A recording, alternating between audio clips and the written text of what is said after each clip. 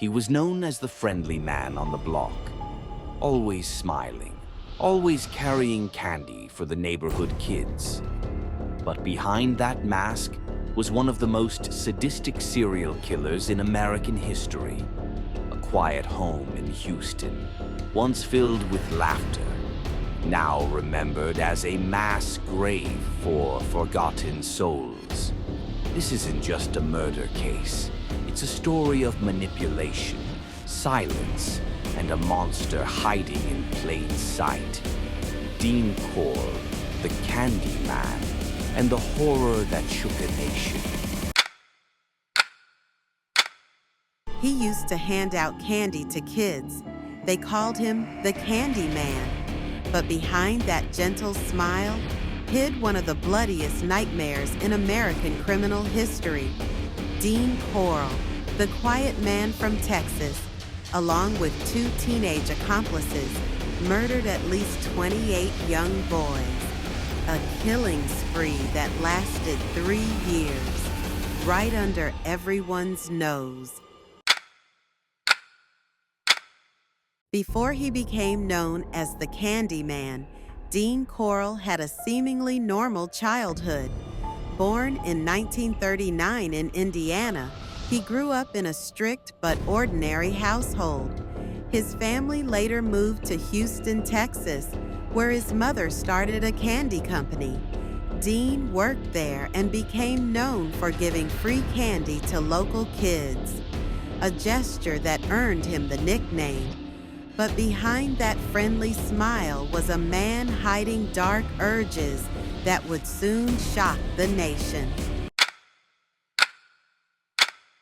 He handed out candy, gave rides, and hosted house parties.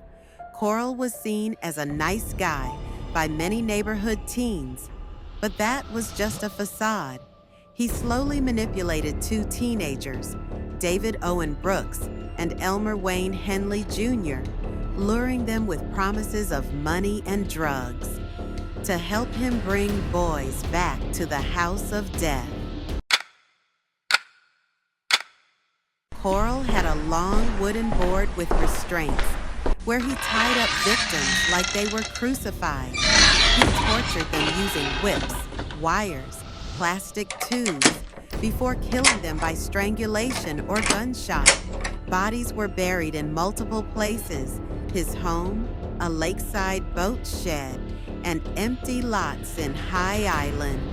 No one suspected a thing. Every time a boy disappeared, just a runaway, they said. On August 8, 1973, Corll snapped when Henley brought his girlfriend and her friend to the house. He tied up all 3, planning to kill them. But in a moment of chaos, Henley grabbed a gun and shot Dean Corll dead on the spot. Afterward, Henley confessed everything, leading police to the hidden graves, one by one. Dean Corll showed clear signs of antisocial personality disorder, ASPD, no empathy, no remorse. He was manipulative, strategic, and never revealed his true intentions. Experts believe he had severe sexual dysfunction and deviant desires, a true predator, not in the woods, but in the heart of the city. Corll is dead, but the aftermath still lingers. How many more victims were never found? Why didn't anyone notice for 3 whole years? Dean Corll, the Candy Man, is a chilling reminder. Evil doesn't need horns. Sometimes all it takes is a bag of candy and a smile. What do you think about Dean Corll?